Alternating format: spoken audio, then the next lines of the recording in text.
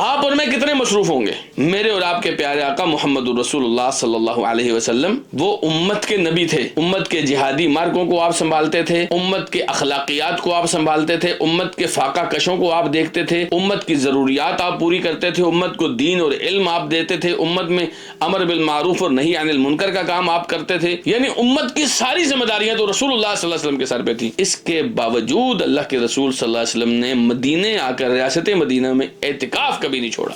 یہاں سے آپ اندازہ لگائیے کہ کتنا اہم عمل ہے. لیکن ہمارے لیے لمحہ فکریہ یہ ہے کہ کیا یہ ایسے ہی گزار دیں گے یا ان دنوں سے ہم خوب فائدہ اٹھائیں گے. دیکھیں ہم مصروفیت کے اس دور میں ہیں, ہم سے عام طور پر کتنی ایک عبادتیں ہو جاتی ہیں, ہم سے فرض نماز کے ساتھ کی سنتیں تو پڑھی نہیں جاتی. عام دنوں میں ہی ہم بڑی غفلت کا مظاہرہ کرتے ہیں, بڑے بڑے عبادت کے مواقع آتے ہیں لیکن ہم نہیں کرتے. تو یہاں پر ایک اہم پوائنٹ یہ ہے, ایک اہم موقع یہ ہے کہ آپ اگر ایک رات کی عبادت کریں وہ آپ کو 1000 مہینوں سے بہتر ہوگا. اب اتنی اچھی اپرچونٹی, اتنا اچھا اور بہترین موقع, جب آپ ایک رات میں 1000 مہینوں سے آگے نکل جائیں گے تو کیا یہ بھی چھوڑ دینے کے لائق ہے یا اس کے لیے ہر طرح کا جتن کرنے کی ضرورت ہے؟ آپ علیہ الصلوۃ والسلام ہر سال اعتکاف میں اس بات کو یقینی بنانے کی کوشش کرتے تھے کہ لیلۃ القدر نہ چھوٹے, اور جس آدمی نے آخری 10 دنوں کا اعتکاف کیا اس کو ایک نہ ایک رات تو ضرور مل جائے گی نا.